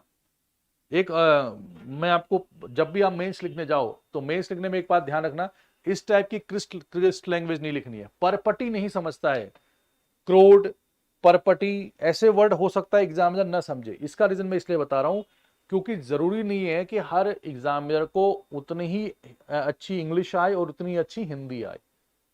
मेरी बात समझ गए? और अगर वो इंग्लिश ज्यादा जानता है और आपने हिंदी में लिखा हुआ है और भू परपटी और ये सब ऐसे वैसे वर्ड हैं, तो उसको कई बार वो इंजॉय नहीं मिल पाता है, या उसको सोचने पर मजबूर कर देता है कि ये पूछ क्या रहा है। इसलिए कुछ वर्ड को आप वैसे ही लिखेंगे हिंदी में, तो इसको हमेशा क्या लिखा करो, क्रस्ट। भू परपटी लिखने की जरूरत नहीं है, ठीक है ना। तो थोड़ा सा आपको लैंग्वेज अच्छी लिखनी पड़ेगी, यानी ऐसी लैंग्वेज जो आसानी से समझ में आ जाए। तो नई क्रस्ट अभिसरण सीमाओं से उत्पन्न होती है। ये कह रहा new crust is generated in convergent boundaries, जहां पे प्लेटें मिलती हैं। ये स्टेटमेंट सही है नहीं गलत है? इसको सही से बनाओ फटाफट, इसका आंसर दो। अभिसारी सीमाएं, अभिसारी मतलब जहां पे प्लेटें आपस में मिलती हैं, कन्वर्जेंट, दो महाद्वीपीय प्लेटों के बीच होती है, दो महाद्वीपीय प्लेटों के बीच होती है। तीसरा है अपसारी सीमाओं में एक परपटी दूसरे द्वारा नष्ट हो जाती है। अपसारी मतलब जब प्लेटें दूर जाती हैं, डाइवर्जेंस ऑफ प्लेट्स होता है, तो वहां पर क्रस्ट का विनाश होता है, क्रस्ट इज डिस्ट्रॉयड। और तो वह कह रहा है कि ये कौन से कथन इसमें करेक्ट हैं। तो सही सही आंसर आपको बताना है इसका, बताओ कौन सा इसका आंसर स्टेटमेंट सही होगा। ये सवाल नंबर 9 है। ये आंसर सही कैसे हो जाएगा बताओ। ये केवल जो लोग ए आंसर दे रहे हैं वो कैसे आंसर हो जाएगा, और जो बी दे रहे हैं वो भी कैसे। नई परपटी अभिसरण सीमाओं से उत्पन्न होती है, new crust is generated in convergent of plates. देखो ये क्या पूछ रहा है, इसकी लैंग्वेज समझो आप। आपको लिखाया होगा टीचर ने, जहां भी आपने पढ़ा है, मैंने तो लिखा ही था। कर जब भी दो प्लेटें एक दूसरे से टकराती हैं, कन्वर्जेंस ऑफ प्लेट्स होता है, तो एक का हिस्सा दूसरे के नीचे जाता है। तो जब हिस्सा नीचे जाता है तो उसको क्या बोलते हैं, डिस्ट्रक्टिव प्लेट मार्जिन, विनाशात्मक प्लेट किनारा। लिखाया था कि जब भी दो प्लेटें एक दूसरे के नीचे जाएंगी तो एक का विनाश होगा, ये अंदर जा रहा है उसके। तो इसमें डिस्ट्रक्शन होता है, डिस्ट्रॉयड होती है, प्लेट उत्पन्न नहीं होती है, उसमें नई क्रस्ट का निर्माण नहीं होता, जबकि विनाश होता है किसमें, कन्वर्जेंस में। ये पढ़ाया था मैंने। तो ये आंसर क्या है, गलत हो जाएगा ये, समझ गए। दूसरा, कन्वर्जेंट बाउंड्रीज अकर, इस पे ध्यान क्यों नहीं दिया आपने, केवल ओनली ऐसे सवाल पूछे जाते हैं, ह्यूमन एरर है ये। केवल जहां पर प्लेटें आपस में टकराती हैं, केवल महाद्वीपीय महाद्वीपीय टकराती है क्या, ऐसा थोड़ी है। महाद्वीपीय प्लेट और महासागरीय प्लेट भी तो टकराती हैं। महासागरी महासागरी टकरा सकती हैं, महाद्वीपीय महाद्वीपीय टकरा सकती हैं। जैसे यहां पर देखो, ये एंडीज पर्वत है, एंडीज माउंटेन। यहां पर एंडीज पर्वत का निर्माण कैसे हुआ है, ये महाद्वीपीय प्लेट है, कॉन्टिनेंटल प्लेट है, ये कौन सी है, ओशनिक। तो रिजल्ट जो है एंडीज कैसे बना, वो ओशनिक और कॉन्टिनेंटल प्लेट के कन्वर्जेंस से बना है, पहली बात। हिमालय पर्वत कैसे बना है, ये कॉन्टिनेंटल कॉन्टिनेंटल कन्वर्जेंस से बना है। महाद्वीपीय महाद्वीपों का अभिसरण से बना है, कॉन्टिनेंटल कॉन्टिनेंटल। और बहुत सारे जो आइलैंड आर्क्स होते हैं, वॉल्केनिक आर्क्स होते हैं, दुनिया भर की चीजें जो समुद्र में बड़े बड़े पर्वत या आइलैंड से मिलते हैं, वो ओशनिक ओशनिक कन्वर्जेंस से मिलते हैं। जैसे इस एरिया में काफी ज्यादा ओशनिक ओशनिक कन्वर्जेंस है। तो कन्वर्जेंस तो तीन टाइप का होता है, कौन सा वाला, अभिसरण, continental oceanic, continental continental and oceanic oceanic. तो वहां पर क्या लिख रहा हो, केवल लिख रहा है, तो ध्यान दो। तो ये आंसर भी गलत है। तीसरा, अपसारी सीमाओं में एक भूपर्वती दूसरे द्वारा नष्ट हो जाती है, ये भी गलत है। कैसे, जब एक प्लेट ये है, एक प्लेट ये है, नीचे से क्या आएगा, मैग्मा आएगा, तो दो प्लेटें तब एक दूसरे से दूर जाएंगी, तो नीचे से क्या आता है, ऊपर से मैग्मा आएगा, और वो मैग्मा बाहर आके ठंडा हो जाएगा, लावा के फॉर्म में बदल जाएगा, तो नई क्रस्ट बनेगी नहीं बनेगी। मिड ओशनिक रिज, मध्य अटलांटिक कटक या मध्य महासागरी कटक का निर्माण होता है, पता होगा आपको। तो नई क्रस्ट बनता है, तो इसको क्या बोलते हैं, कंस्ट्रक्टिव प्लेट मार्जिन, रचनात्मक प्लेट किनारा कहा जाता था। ये लिखाया हुआ है मैंने क्लास में आपको सारा। तो ये भी क्या है, गलत है। तो आंसर क्या होगा इसका, डी। सवाल कैसा था ये बताओ, सवाल बेहोश करने वाला था कि नहीं था। तो यही सब दिक्कतें होती हैं। तो क्या आप आज का खाना खा पाओगे ढंग से, हैं, ठीक है। तो समझ गए आप मेरी बात। तो ऑल आर इनकरेक्ट। तो आगे बढ़े, तो थोड़ा सा ध्यान से देखो। तो यही ठीक है। अब इस पे ना, इस पे डिमोरलाइज नहीं होना है, इस पे अपने को सीखना है कि अच्छा यार ये तो हमने गलत कर दिया, नेक्स्ट टाइम ऐसा नहीं होना चाहिए। तो कई लोग क्या सोच रहे होंगे या सोचते हैं, ओहो हमारा तो गलती हो जा रहा है। तो ये वो लोग होते हैं जो मैंने पहले भी कहा है, अमावस्या से लेके पूर्णिमा, और पूर्णिमा से लेके अमावस्या जो कि महीने में दो बार, एक एक बार आती है, तब तक भी वो सीरियस होकर पढ़ाई नहीं कर पाते। तो ऐसे लोगों से दूर रहें, हमेशा पढ़ाई वालों का संगत करें। बताओ ये वाला सवाल, प्लेटों की गति की दर के संदर्भ में निम्नलिखित में से कौन से कथन सत्य हैं। प्लेटों की गति के संदर्भ में, प्लेट में मूवमेंट होता है, ये सवाल थोड़ा सा अलग है, लेकिन आप इसको कर सकते हो। कैसे, rate of plate movement can be determined with the help of magnetic field, यानी चुंबकीय क्षेत्र की सहायता से प्लेटों की कितनी गति होती है, कितना सेंटीमीटर प्लेट खिसकती है, इसका आप मेजर कर सकते हो। भारतीय प्लेट सबसे तेज दर्ज करती है, यानी भारत की प्लेट का मूवमेंट सबसे ज्यादा है, फास्टेस्ट है। Mid Atlantic ridge register slowest rate, यानी मध्य अटलांटिक चोटी, ये जो कटक है, वो सबसे धीमी दर से चल रहा है। इस सवाल में आपको थोड़ा सा दिमाग लगाना है। ये ज्यादातर ये जो सवाल है, इसमें आधा तो नॉलेज चाहिए, आधा आपका लॉजिक चाहिए, मतलब जो आप दिमाग लगा रहे हो, मतलब पहले से पढ़ा होना चाहिए थोड़ा सा। वैसे भी आप बिना पढ़े भी इसको सॉल्व कर सकते हो। जल्दी बताओ।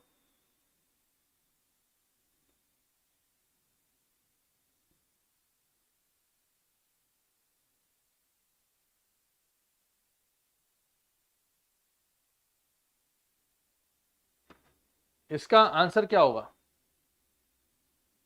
देखो सिंपल है।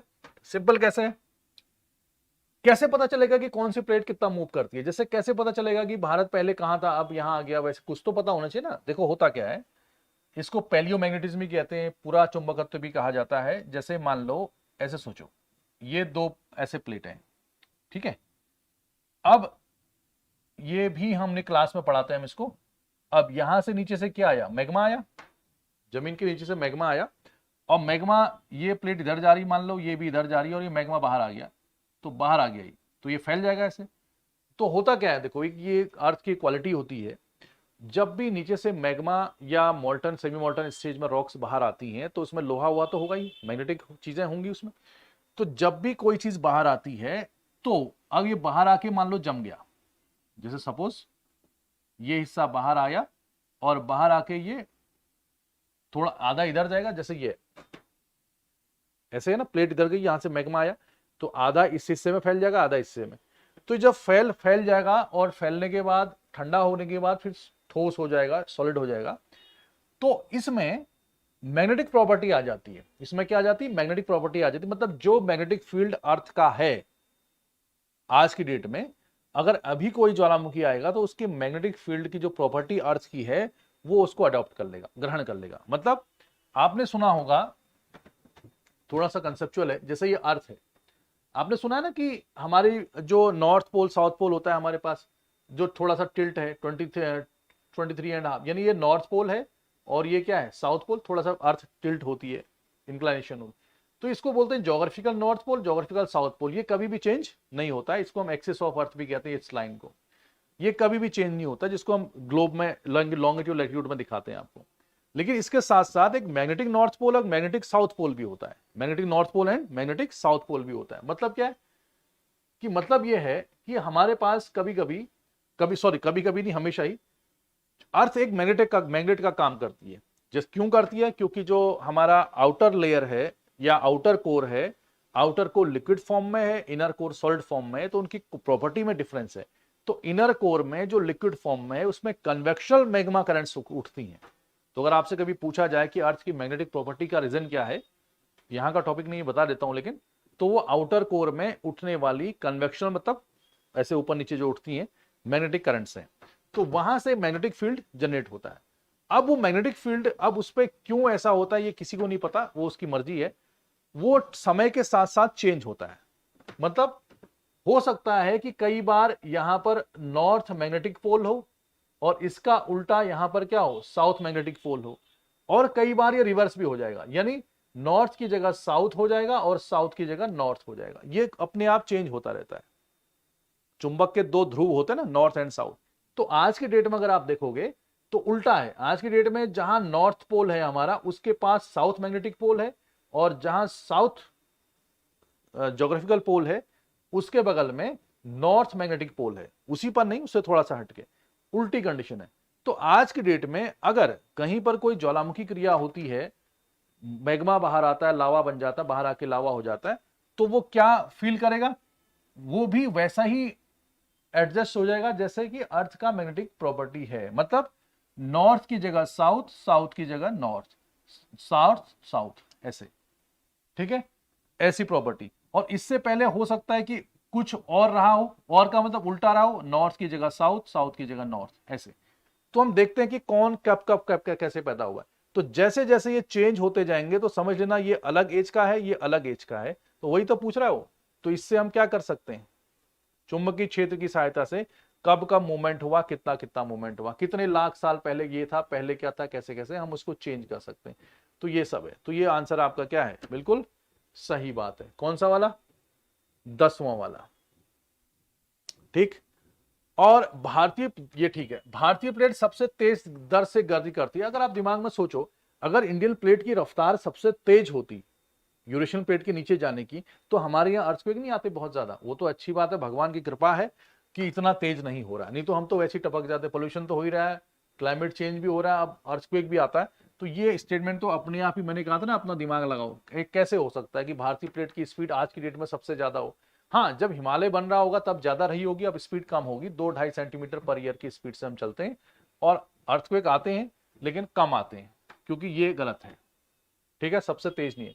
अब मिड अटलांटिक ये तो ऐसे ही दे दिया गया है कि सबसे धीमी है, तो ये आपको फैक्चुअल सवाल है कि कहाँ है। तो अंटार्कटिक में, अटलांटिक में सबसे कम नहीं है, आर्कटिक में सबसे कम है। किसमें? आर्कटिक में सबसे कम है। तो इसका आंसर जो है आप ए आंसर सही होगा। Wrong, wrong. तो ये सवाल तो खैर नहीं आएगा, ये वाला स्टेटमेंट यूपीएससी में से सवाल। ये लॉजिकल सवाल है, ये आ सकता है, और ये तो आप समझिएगा। क्लियर है? आगे बढ़े। ये मैग्नेटिक वाला समझ में आया ना, कंसेप्ट क्लियर हो गया आपके? तो ठीक है। अब हल्के फुल्के सवाल है एक दो, एक फिर क्लास हम क्लोज करेंगे। ठीक है, देखो निक्षेपण का कारक, निक्षेपण क्या होता है, ये भी सवाल आपको हिंदी में कम समझ में आएगा, डिपोजिशन समझ में आ जाएगा। एजेंट, एजेंट मतलब जैसे एलआईसी एजेंट होता है, एजेंट मतलब जो क्रिया कर रहा है, कारक। तो एजेंट कौन है? एजेंट नदी हो सकती है जो मिट्टी को बहा के ले जाए, हवा हो सकती है, ग्लेशियर्स हो सकते हैं, एजेंट है ना ये सब जो काम करते हैं, मतलब सेडिमेंट्स को, अवसाद को, मिट्टी को एक जगह से दूसरी जगह ले जाते हैं, तो उनको हम क्या बोलते हैं? एजेंट्स कहते हैं। जैसे सी वेव्स हो सकती हैं एजेंट। तो एजेंट्स ऑफ डिपोजिशन, यानी जो जमाव कर रहा है वो एजेंट कौन है? तो एजेंट कौन है? नदी, नदी का जमाव, रिवर डिपॉजिट्स। तो नदी के जमाव से जो मैदान बनता है उसको जलोढ़ मैदान कहते हैं, अलूवियल प्लेन्स कहते हैं। क्या स्टेटमेंट सही है? ग्लेशियर से जो बनता है उसको लोयस कहते हैं, और विंड से बनता है उसको ड्रिफ्ट प्लेन कहते हैं या अपोड़ कहते हैं। अब अपोड़ किसको समझ में आएगा? ड्रिफ्ट समझ में आ रहा है। कौन सा स्टेटमेंट सही है? जल्दी आंसर दो इसका। चलो नहीं भी आता है तो मैं बता देता हूं, अगर किसने दिया हो तो बताओ, ऑप्शन जरूर लगाया करो। डी, उपरो देखो एक चीज का ध्यान रखा करो, ज्योग्राफी में सभी सवाल, सभी स्टेटमेंट सही हैं, ये बड़ा टफ होता है यूपीएससी में ज्योग्राफी में, तो इसलिए उपरोक्त वाले आंसर थोड़ा कम लगाया करो, कभी कभी तुक्का भी लगाना हो तो। देखो ऐसा है, कोई बात नहीं, इसमें कोई गलती नहीं है, आपने नहीं पढ़ा है ना, कोई दिक्कत नहीं है। देखो होता क्या, जब भी नदी आती है, जैसे हमने कहा ना कि नदी हिमालय था, हिमालय से रिवर गंगा आई, इसलिए गंगा के मैदान में मिट्टी डिपॉजिट करती, ये बिल्कुल सही है। अलूवियल प्लेन, अलूवियल सॉइल, तो ये तो बिल्कुल सही है, इसमें कोई दिक्कत नहीं है। तो स्टेटमेंट जो 1 है वो तो स्टेटमेंट सही है। दूसरा, हिमनद, ग्लेशियर, ग्लेशियर क्या होता है? ग्लेशियर वहां बहुत कम स्पीड से चलता है, ग्लेशियर के द्वारा भी बहुत सारी चीजें एजेंट के रूप में ट्रांसपोर्ट की जाती हैं और कहीं पर जमा की जाती हैं, तो उसको हम ड्रिफ्ट प्लेन कहते हैं। ध्यान दो, ये सवाल आपने नहीं सुना होगा। तो drift plain is related to glaciers, यानी ये इसके साथ मिलना चाहिए, तो ये तो नहीं मैच कर रहा है। तो ग्लेशियर वाला किसके साथ? ड्रिफ्ट प्लेन के। दूसरा, इसको हिमोड़ भी कहते हैं हम। जलोढ़ के साथ क्या होता है? हिमोड़, हिमोड़ का मतलब होता है मोरेन्स। तो अगर सवाल आएगा कि डिपोजिशन ऑफ सेडिमेंट्स, अवसादों का जमाव या मिट्टी का जमाव जब हिमनद या ग्लेशियर करता है तो उसको हम कौन सा मैदान कहते हैं? तो उसको एकदम कहते हैं क्या? ड्रिफ्ट प्लेन, ये वाला, या दूसरा हिमोड़ हिंदी में, या मोरेन। जलोढ़ हिमोड़, तो हिमोड़ मतलब हिम से बना, तो मोरेन या ड्रिफ्ट किसके द्वारा? ग्लेशियर के द्वारा। ठीक है। और जो पवन वाला है, पवन का जो विंड का डिपॉजिट होता है, जैसे हवा भी क्या करती है? रेत को एक जगह से दूसरी जगह बहा के ले जाती है, तो विंड डिपॉजिट्स को हम कहते हैं लोयस। क्या कहते हैं? तो विंड के आगे होगा लोयस। आप मेरी बात समझ गए? लोयस। तो जैसे चाइना वाइना में बहुत सारे लोयस के मैदान हैं, तो ये, तो हवा अगर रेता वेता बहाकर कहीं पर हवा के साथ उड़ा के ले जा रही तो उसको लोयस कहते हैं। ड्रिफ्ट या मोरेन ग्लेशियर के द्वारा बनता है, और अलूवियल प्लेन तो आपको पता ही है, नदी के द्वारा बनेगा। तो आंसर क्या होगा इसका? जल्दी बताओ। ए। लास्ट क्वेश्चन है, सेकंड लास्ट, 12वां, फटाफट बताओ 12वें क्वेश्चन में क्या होगा? नदियों द्वारा लाए गए तलछटों का निक्षेपण नदी के जलोढ़ मैदानों का निर्माण करता है। जलोढ़ जब पर्वतों की तलहटी में जमा हो जाता है तो व्यापक कछार बन जाता है। अब ये कछार वर्ड किसको पता है? बाढ़ का मैदान बढ़िया वर्ड है, इसलिए हिंदी पे ज्यादा डिपेंडेंसी मत लाया करो। जल्दी बताओ। Deposition of sediment eroded and brought down by large rivers, ravine, alluvial plains. ये स्टेटमेंट तो सही है, इसमें तो कोई दिक्कत नहीं है ना सभी को। जब नदियों के द्वारा मिट्टी बहा के लाई जाएगी तो उसको क्या बोलते हैं? Alluvial plain. अभी तो पढ़ा था थोड़ी देर पहले उसमें आपस में, ठीक है। ये वाला स्टेटमेंट सही है कि नहीं है? ये कह रहा है कि जब माउंटेन्स हैं, अब माउंटेन्स के पास, माउंटेन में सॉरी, कोई रिवर है जो माउंटेन से नीचे उतरती है, on the foot hills of, foot of mountain, यानी माउंटेन ऐसे है उसके सामने, तो मिट्टी का जब जमाव करती है तो यहां पर इसको ऐसे ऐसे मिट्टी विट्टी जमा हो जाती ना ऐसे, क्योंकि यहाँ पर स्लोप कम हो गया। अगर माउंटेन ऐसा है, यहाँ से नदी जाएगी तो यहाँ पर स्लोप कम हो जाएगा, तो मिट्टी कंकड़ पत्थर सब जमा कर देगी ना ऐसे। तो क्या उसको बाढ़ का मैदान कहते हैं, उसको फ्लड प्लेन कहेंगे कि नहीं कहेंगे, ये सवाल है। सेकंड वाला आंसर बताओ, यस और नो। फ्लड प्लेन नहीं कहते हैं। फ्लड प्लेन कहां आता है, बिहार में बाढ़ का मैदान है फ्लड प्लेन। आपने नाम सुना होगा जलोढ़ पंख, alluvial fans, alluvial cones, Bhabar. वो ध्यान दो, माउंटेन के पास कह रहा है, वो ये नहीं कह रहा कि मैदान में क्या बनता है। जैसे बिहार के मैदानी क्षेत्र हैं, वहां पर फ्लड प्लेन बनेगा, नदियां आएंगी, मियांडरिंग करेंगी, ऐसे विसर्ग बनाएंगी, फैला देंगी पानी को। जब क्या आएगा, मानसून आएगा, तो उसको बाढ़ का मैदान कहेंगे, खादर वाली जमीन कहेंगे, वो एक अलग चीज है। वो किसके पास कह रहा है, वो कह रहा है माउंटेन के नीचे, at the foot of mountains, पर्वत के नीचे। जब पर्वत के नीचे नदी आती है तो फैल जाएगी वो, है ना। तो अगर जब फैलेगी तो इसको आप अलुवियल फैन भी कह सकते हो। अलुवियल फैन मतलब, फैन का मतलब फैल जाना, ऐसे पंखे की तरह फैल जाएगा। क्यों, क्योंकि भाई जब स्लोप ऐसा था तो नदी ऐसे आ रही थी तेज बहाव से, जब मैदान में आएगी तो स्लोप कम हो जाएगा तो फैल जाएगी, तो अलुवियल फैन कहते हैं उसको। या ढेर बना देगी तो कोन हो जाएगा वो। और उससे भी अच्छा, इस एरिया में जब मिट्टी जमा होती है माउंटेन के बाद, तो इसी को तो भाबर का रीजन कहते हैं, भाबर क्षेत्र, याद करो भाबर वाला एरिया। तो पर्वत on the foothills of Shivalik से आप पढ़ते हो, शिवालिक की तलहटी पे जब नदियां मिट्टी का जमाव करती हैं, बड़े बड़े कंकर पत्थर जमा करती हैं, तो उस एरिया को क्या कहा जाता है, भाबर कहा जाता है। और बाढ़ का मैदान अलग चीज है। बाढ़ का मैदान तो होगा मैदानी क्षेत्रों में, जब मानसून के समय में बाढ़ आती है तो जहां जहां वो जाती है उसको फ्लड प्लेन कहते हैं, जैसे बिहार में, यूपी में, बहुत सारी जगह पे। लेकिन ये तो हमेशा ही रहेगा ना, माउंटेन है, माउंटेन के पास जब माउंटेन खत्म हो रहा है तो वहां पर मिट्टी का जमाव तो चाहे जनवरी हो, चाहे जून हो, चाहे कभी भी हो, सभी जगह टाइम पे होगा ही।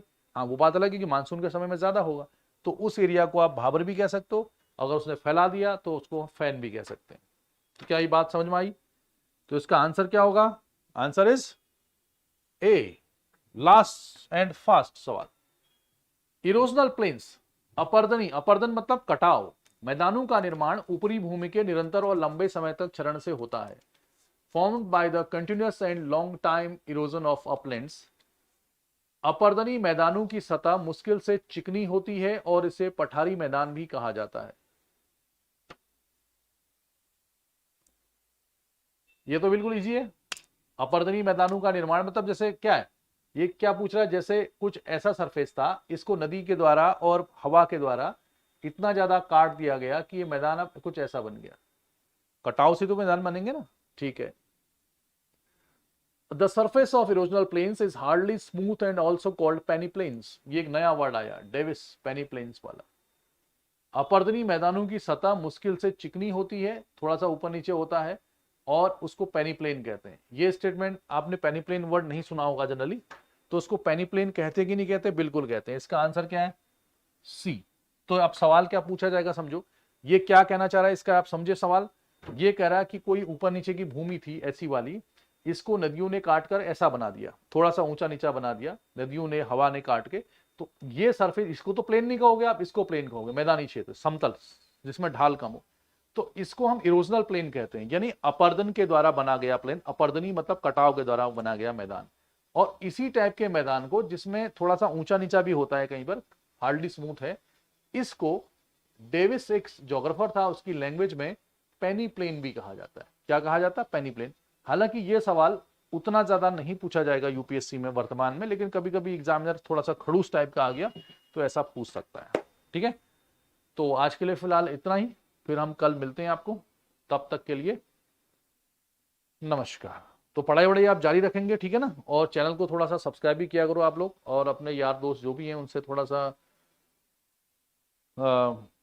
बातचीत किया करो, हो क्या रहा है, कैसा हो रहा है। और क्वेश्चन जैसे मैंने बताए कि इसको बुक्स में देखा करो आप लोग, और टॉपिक को धीरे धीरे सॉल्व किया करो, आपको जरूर फायदा मिलेगा। और एमसीक्यू का मतलब ये नहीं होता है कि हमें आता है कि नहीं आता है, वो भी होता है, सिर्फ आता है कि नहीं आता नहीं होता, ये भी होता है कि पूछा क्या जा रहा है, कैसे कैसे सवाल आते हैं, सवाल करने का तरीका क्या होता है।